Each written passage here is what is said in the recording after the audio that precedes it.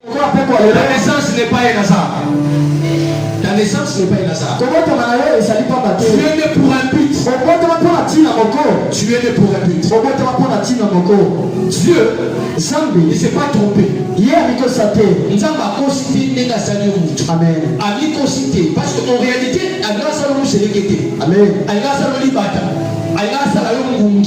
mais Dieu ne s'est pas trompé. Il t'a créé un homme. Il t'a créé une femme. Mais c'est pour un but. Dis à ton frère, je suis né pour soumettre. Genèse chapitre 49. Genèse chapitre 49. Verset 22. Joseph est une branche qui porte du fruit. Une branche qui porte du fruit près d'une fontaine. C'est l'amour pousse par-dessus la muraille. Je prends aussi Romains. Romains chapitre 11. Romains chapitre 11. Verset 17 et puis on va prendre 24. Mais si quelques-unes de branches ont été retranchées, et si toi qui étais un olivier sauvage, soulignez un olivier sauvage, tu as été hanté à leur place et rendu participant de la racine et de la graisse de l'olivier. Ne te glorifie pas au dépend de ces branches. Alléluia. Amen. Verset 24. Si toi, tu as été coupé de l'olivier naturellement sauvage et hanté contrairement à ta nature sur l'olivier franc, à plus forte raison, eux seront-ils hantés selon leur nature sur leur propre olivier. Et le peuple de Dieu acclame la parole.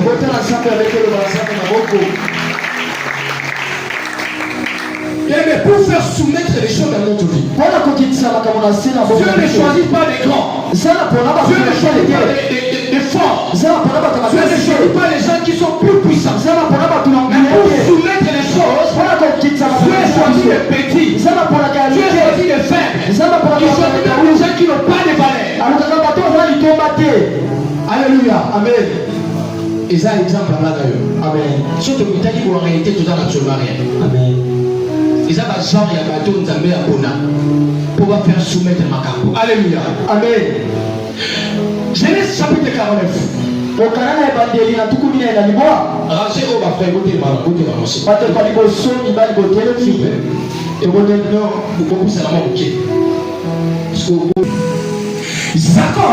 Jacob était devenu vieux. Alors, avant la Koufa, il faut la part pour la balle en Angaï, mais la lolingue est prophétie. Prophétique, pas la part pour la balle en Angaï. Amen. Le coup, la salle qui n'est pas la 12. Invité à sauver à 12. Peut-être à 11. Bon, tout ça va à 12. Il va terminer. D'accord? Amen. Abandi Koloba Maloba Moko Moko et pas à moi Nanaï. Pas la même chose. Il vient le monde à l'Iboso. Comme on a dit, à Pessier, titre Mogo, à symboliser la Congo. Aïe, le monde à à Pessier. Mais ce qui est curieux, c'est que tant que Jacob a donc pas pour la balle prophétiquement, à symboliser la titre de Banyama. C'est-à-dire, à Pessier, je suis comme un lion. À l'union aux Ancosi. Ça veut dire que comprend déjà grandeur, il y a un toit à Pessier comme lion. À Pessier, vous souvenez comme on a Isaacar, à Pessier comme loup. Bien âne. À Kepa Benjamin, à Pessier comme serpent. Moussous, à Pessier comme bis. Mais à combien de niveau il y a moins de 11e Joseph. Alors, vite, il y a une amate. Joseph, tu es le résident d'un arbre. Amen. Nous étions au Lomabouaka, mais il faut que nous ayons un Amen. Non, tu n'as pas compris. La socialité. À notre terme, la base de la mission. Tu vas t'engager. Amen. Dans mon cri, tu as des patience. Tu as la science biologique. La science botanique. Zoologie. Zoologie la botanique. Il y a des science zoologique et la science yamanyama. Amen. Mais science botanique et la science yama. Mais mon tout le monde est tout le monde. Pour la ligne Jacob. au bazar ma casse. Nani akutana na nyoka ya tele mani ngazali. Asante. Nani kuona ka nyoka pa yako simba nyoka na mtu naye. Asante. Nani akutana lu. Ntambwe. Pea biki sikazali. Asante. Apeti bauma komwana. Mais ayena 11e mwana Joseph. Abo yuko pesa yuko banyama pesa yuko bantiti. Regardez comment Dieu t'a téléphone les choses. Dieu t'a choisi pour soumettre. Peu importe ta famille, peu importe ta puissance, peu importe ton niveau d'études, pour nous, pourquoi il s'agit sur la chambre qu'on a eu. Amen. Est-ce que vous pouvez les calmer? Dieu est tellement intelligent. Pour nous faire voir la bateau. Que réellement Joseph avait ma capacité. Amen. Joseph avait 11e mois. Joseph était faible. Il n'était pas un grand parmi les grands. Il n'était pas puissant Joseph. Mais Dieu, son père Jacob, lui a béni comme un arbre. Alléluia. Amen. Donc Joseph, à l'autre il y a des choses à moni. Nous étions là, banzete zalaki ebele kasi bafukameli. Il y a même balai komona. Ye azalaki wana. Amoni ba étoile na sanza. C'est papa na wana mama na mama. Ba ye bafukameli. Tu as été appelé pour soumettre frère. Amen. Bato liboso oyo ba kofukamela yo bien le quand tu vas te lever et vous allez avoir membre de la famille na yo. Amen.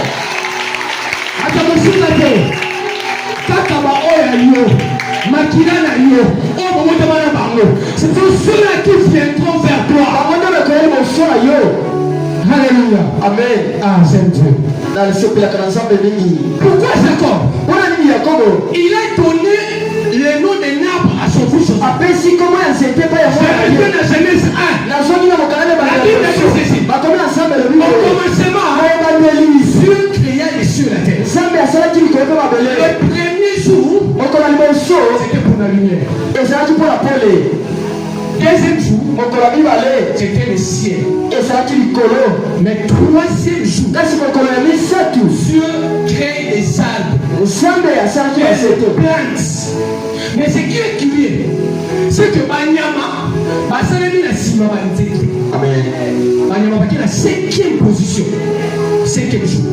Quand on a vu le monde. 5e position. 5e place. Alléluia. Amen. Ça veut dire que la compote pourquoi Bandoki. Pour Abandi Salou, Banata Amini Banjo Tabanyam. Ça c'est comment j'ai compris. Amen. Savoir comment on a Doki. À la terre, on vient de fêter.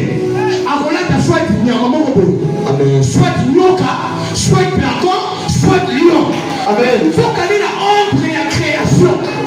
Banyamana banzete bao bakela ki bosoda ki banzete. Amen. Banyamana baina sima. Asima. Et lui colomelo comme mon frère. Les premiers seront les derniers. Les derniers seront les premiers.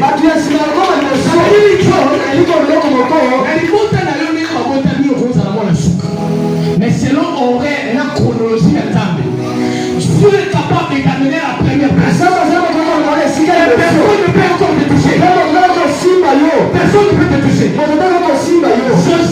Joseph, un arbre. C'était. Mais tandis que Judas, un lion. Un lion. Kossi. Que ce soit des frères. Amen. Comment m'appelle mon touté? Amen. Comment m'appelle mon touté frère? Amen. Comment m'appelle mon touté? Et le quand nous sommes là, nous sommes à Jacob qui a prophétisé. Adala qui déjà Colombo, la Joseph dans 11e position. A mis la première position parce que la honte de la création au Kiri, nous étions des salima qui nous posent à Yama. Amen. Au fait, comme nous avons deux ans, nous avons mais la honte de la création, aux Nicolas, papa Nabi. Amen. Aux Nicolas, maman Nabi. Amen. Aux Nicolas, la papa Nabi. Amen. Au fait, comme nous avons mais nous avons nous avons quelqu'un qui a l'émotion à moi, à prendre qui déjà. Amen.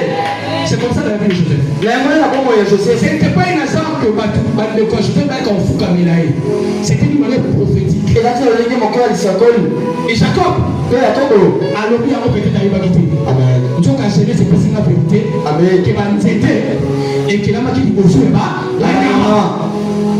Et quand je dis Romains 11, alobi biso bapaye toza babitape ya nzete oyo bakata na banzete ya zamba baye kokangisa biso na nzete oyo ya solosolo. Écoutez-moi très bien. Tel que tu es là, tu es un olivier sauvage. Tu as été intéressé quelque part. Là où il n'y avait pas la vie, là où il y avait les ténèbres, Dieu a créé fait de l'olivier naturel.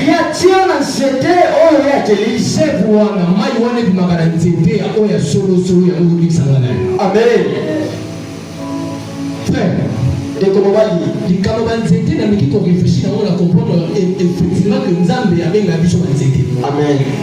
Dieu nous symbolise par les arbres. Parce qu'en réalité, il y a une différence entre les animaux et les arbres. Il y a une différence entre les animaux et les arbres. La première différence, frère, la grandeur ne dépend pas de ton nom. La grandeur des noms ne dépend pas de l'esprit de Dieu qui est là. Est-ce que quelqu'un ne va pas ce soir? La grandeur ne dépend pas aussi de l'ordre de naissance. Ne dépend pas de l'ordre de Dieu.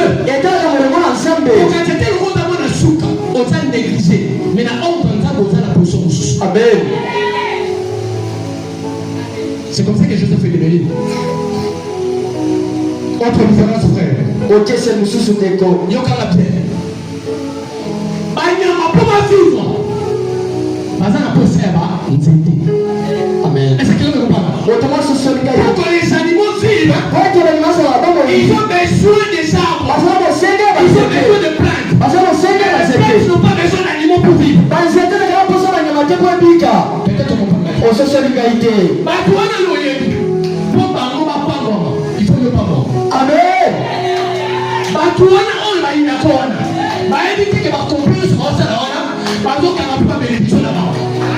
Amen. Les animaux, peu importe puissance animale, amen. Amen.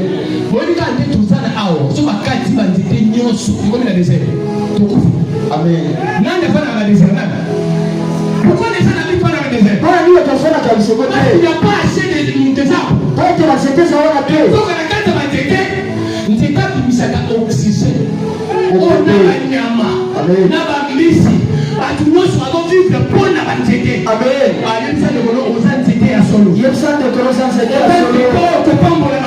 Amen.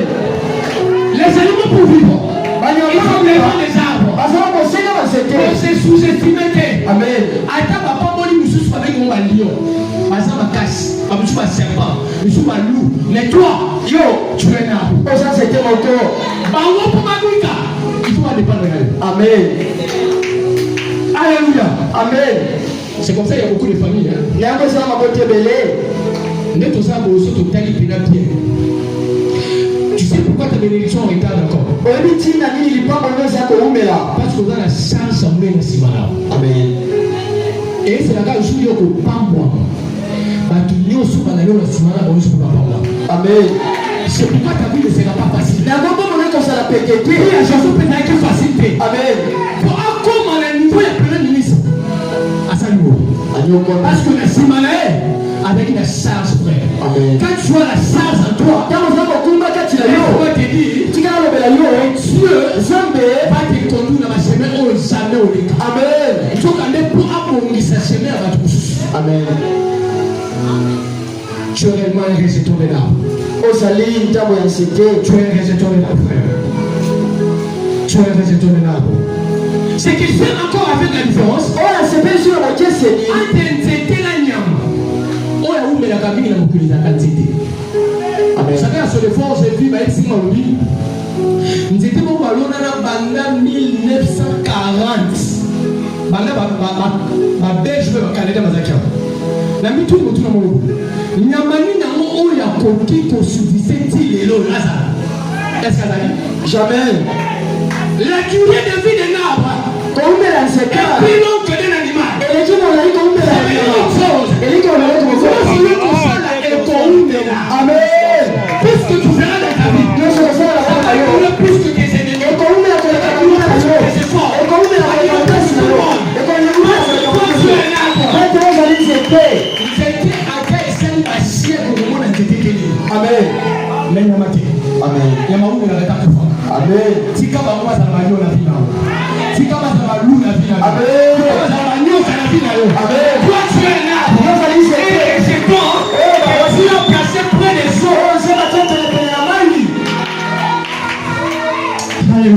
Amen.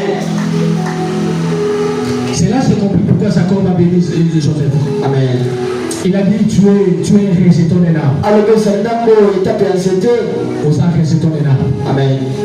Alléluia. Amen. Mais écoutez quoi une autre référence. C'est que la manzété. Au lieu que la manzété lui ça va vertu et ça est trop riche. La manzété frère. Ma qui c'est ça les marins. Amen. Alléluia. Amen. La carte à manzété ma qui c'est ça les marins. Mon toi soit plus ma vitamine ou bien. C'était. Namakasa wa lozomona wana. Alors quand Jacob était en train de bénir ses enfants. Jacob a dit que il voyait aussi toutes ces vertus-là. Amen. En réalité, Joseph n'était pas aimé. Joseph a été appelé pour soumettre tout entre ses mains. Et c'est son placement aussi. Je vais choisir. Amen. Pourquoi? Il n'est pas dans l'autre. Amen. Il n'est pas dans mon livre. Amen. Comme le pasteur dit souvent, le corps va battre la patate, on salue tellement ma effort mingi. On quitte. La monde est en place pour Joseph parce qu'elle est forte. Amen. Parce que Azalaki est conscient qu'il était appelé. Azalaki est conscient qu'il était choisi par Dieu. Voilà pourquoi même devant moi si à Potiphar, il pourrait faire soumettre l'impudicité. Alors on quitte ça et comme parce qu'il était conscient. Il était appelé par Dieu. Il était choisi par Dieu. Il était né pour soumettre. Il y a moi si à Potiphar a cédé. Amen. Pour ma belle gloire. Parce que je m'imagine ceux qui je ne peux pas courir qui n'est pas. C'est quoi? Amen.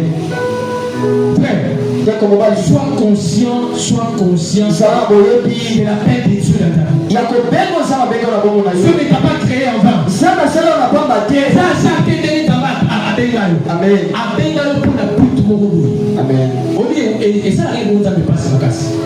Quand ils voient des chrétiens, des enfants de Dieu, qui pleurent tous les jours,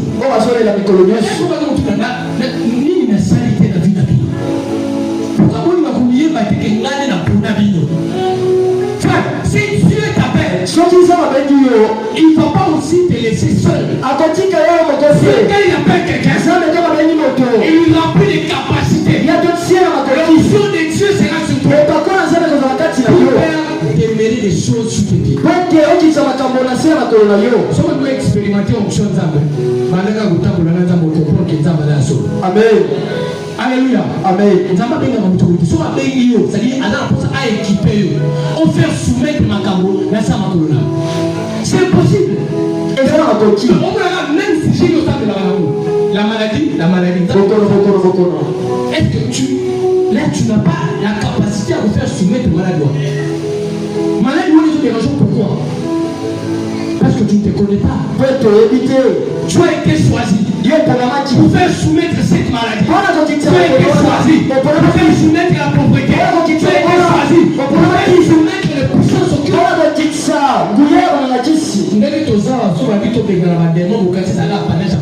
Non. La Bible dit ceci. Voici les miracles qui auront accompagné. Pas pour les pasteurs, pas pour les évêques, pas pour les apôtres. Voici les miracles qui auront accompagné.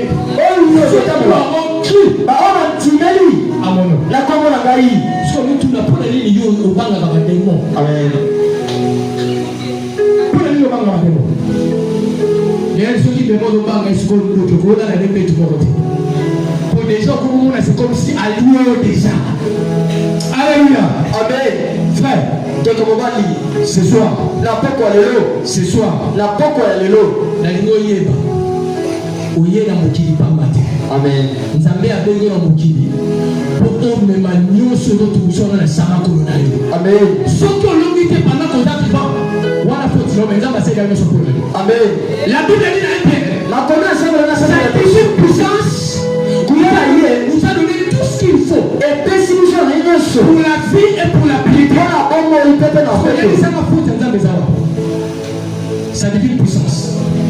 Nous a donné tout ce qu'il faut pour la vie et pour la piété. Si vous voulez faire soumettre pour la caméra, c'est pour l'église, réveillez-vous. Église à tout le monde. Tout ce qui a commis le n'arrivera pas. Amen. Nous avons fait ça déjà beaucoup de fois.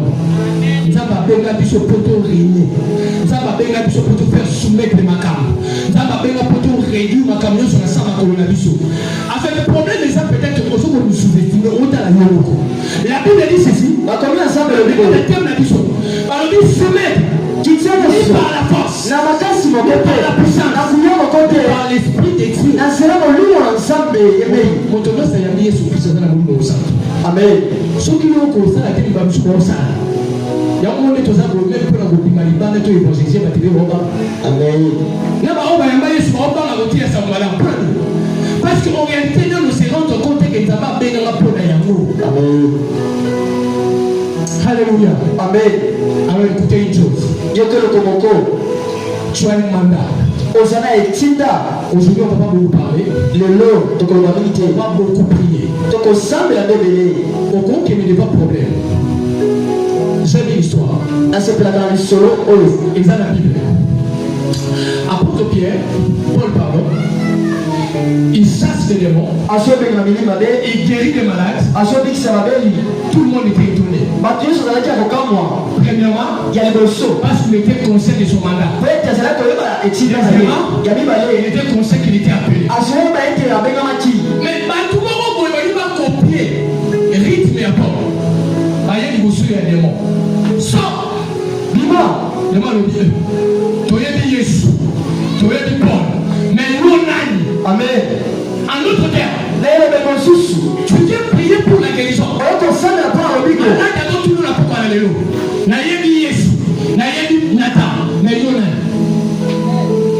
Tu vas lui chercher le mariage. Le mariage te pose la question. Les filles t'escapent. Pourquoi? C'est comme quelqu'un qui dit. Le corps est sur le bas.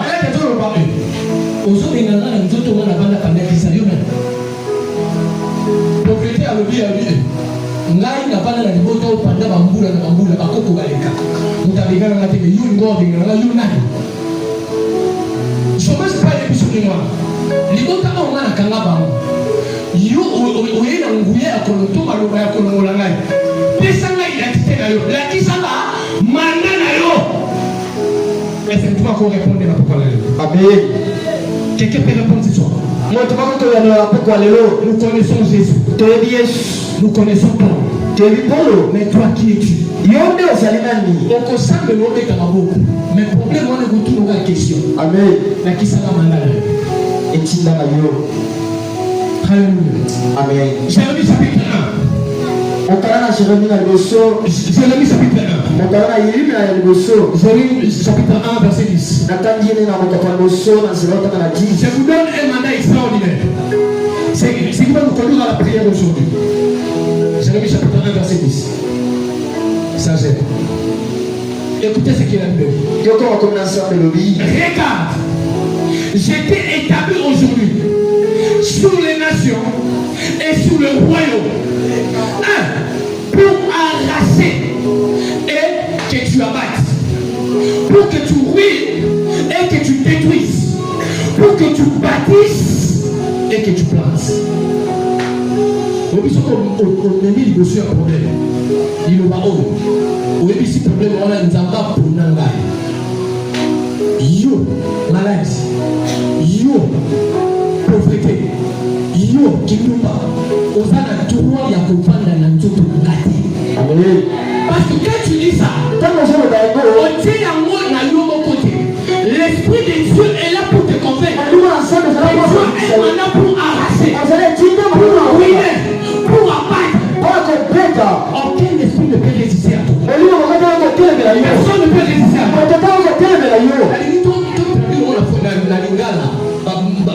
qu'on va dire. La Bible dit ceci. Pour arracher. Arracher quelque chose, c'est Kupikola. Nzambe. Apprenez qui c'est lui. Pour ça, il dit Apikola. N'a pas quoi les loups. Pour dire tout ça, il dit Kupikola. Oh, le loup n'a pas la vie. Amen. Deuxième verbe. Elle a parlé.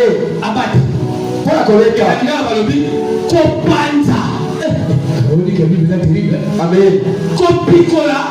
Pourquoi ça dit Kopanza. Si tu ne fais pas mal dans ça, la place là. Amen. Les noms peut-être nous sommes dans la ndenge ya mandat. Au sommet de Maliboso a problème ou on a naïe na mandat. Il y a Kopikola la famille la biso. Naïe na mandat. Il y a Kopanza va comprendre la Bible. Amen. Le mandat même. Il y a un mandat. Pour la ruiner. Et la traduction au-delà est possible sur le livre Kobuka. Ça dit Kobuka. Est-ce que vous gagnez déjà trois actions? Amen. Il y a une chose à dire. Kobuka. Déjà Kobuka. Il y a une chose de ça. Kobuka.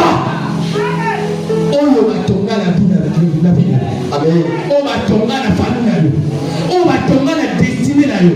Ce soir, sois conscient de ton mandat. La porte de l'État.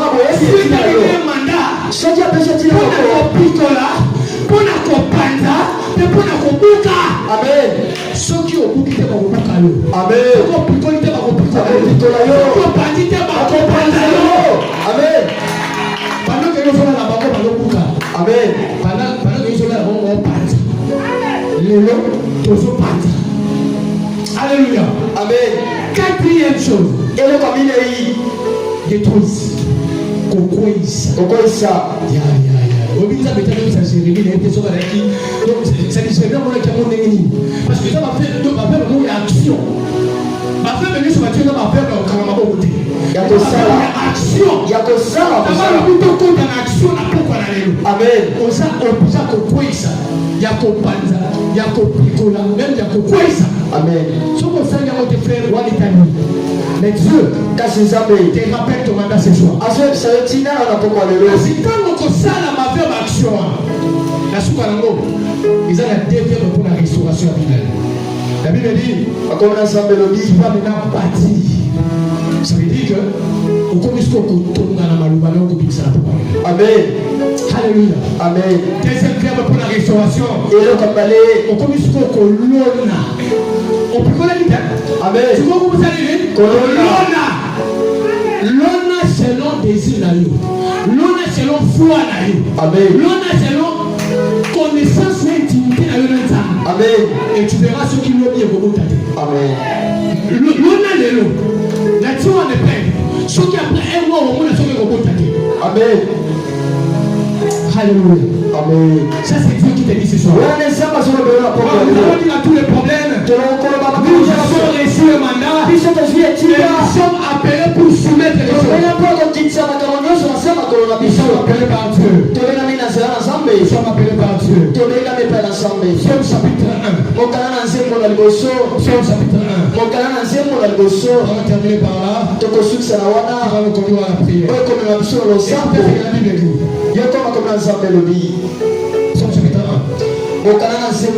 Et l'homme qui ne marche pas selon les conseils du méchant, qui ne s'arrête pas sur la voie des pécheurs, qui ne s'assied pas en compagnie des moqueurs, mais qui trouve son plaisir dans la loi de l'Éternel et qui la médite jour et nuit.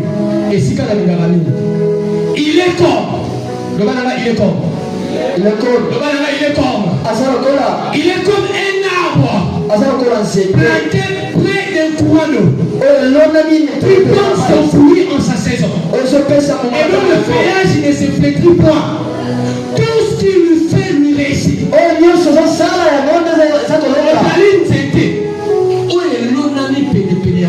Amen. C'est le Saint-Esprit.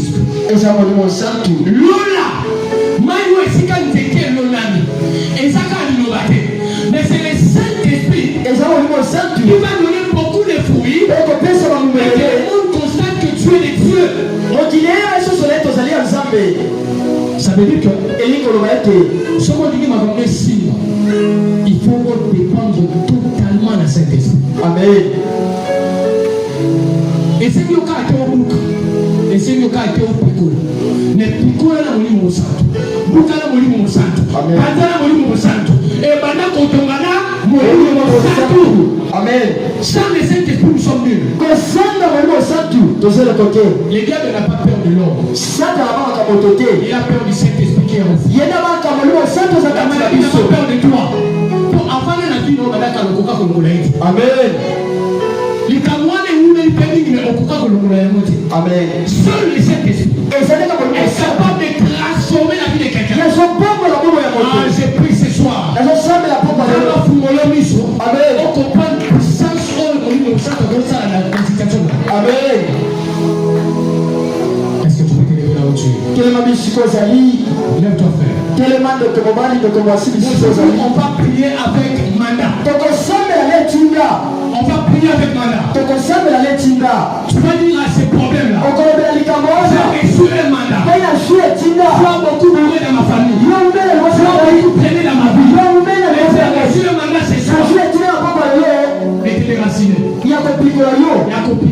Amen. Yako panzayo. Amen. Yako kumbayo. Amen. Baby sayo. Amen. Alléluia. Amen. Est-ce que tu peux lever ta voix? Tu peux lever ta voix. Dis merci à Dieu parce qu'il t'a choisi. Tu as été choisi pour soumettre. Tu n'es pas n'importe qui, frère. Tu n'es pas n'importe qui. Tu n'es pas n'importe qui, ma soeur. Tu as été appelé. Tu as été choisi pour soumettre. Tu es comme un arbre. Tu es près des eaux. Tu es des fruits. Alléluia. Dis merci à Dieu pour le choix.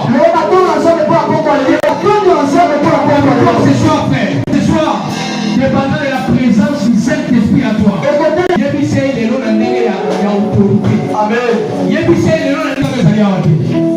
Est-ce que tu peux commencer à prier?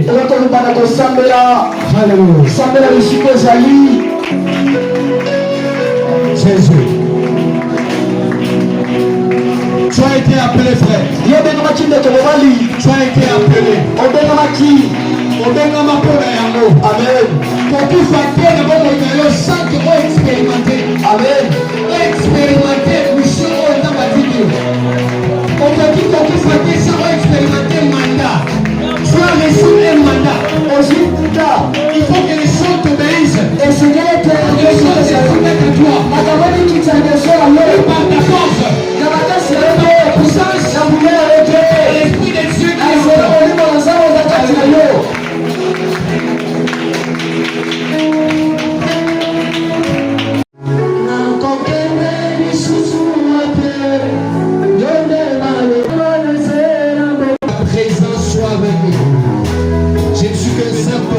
Que tu veux utiliser, Seigneur, je vais disparaître pour que toi seul tu parles à ton peuple ce soir.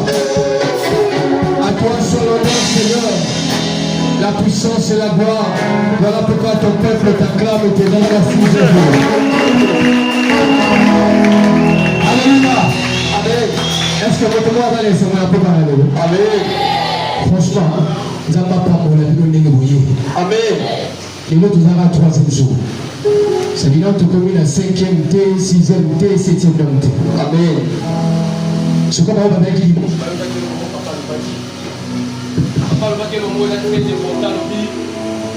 Immédiat, soit lointain. Et cause à la palpable, tout comme on cause à la paix spirituelle dans le monde. Alléluia. Les tigres déjà les nazars comme dans le monde a fait la prière. Pendant tout le monde. Je suis souvent dans mon idée, mais je sais déjà. Mais on a comme il y a au monde et comme on copie ça déjà. Alléluia. Oui, avant que tu n'as sont partis à Iloulou là-bas, tout ça l'ensemble, le lancement de la campagne, il y a vaccination. Je ne savais pas qu'aujourd'hui j'allais me déplacer. Pendant que tu es à Iloulou, tu connais Kuna. Là, au fond de moi, j'étais en train d'intercéder, j'ai dit Seigneur. La carte, c'est là, c'est là que ça me rappelle. Ceux qui m'ont roulé, eux, ils m'ont besoin de beaucoup. Baké n'a pas hors-bord, baké n'a pas mégaphone, baké n'a équipement à mobilisation. Tu connais peu pour être moni, baké n'a pas musique à moki. Est-ce que le groupe peut se trouver hors-bord? tout sionner inunu mongo bele doit tomber to baluka isaka amen pour la combo na yo amen alléluia et c'est ça même ma prière Dieu va accorder la mort à ta tête en mort amen pour permettre de nous to kemé to pendant ça bien aimé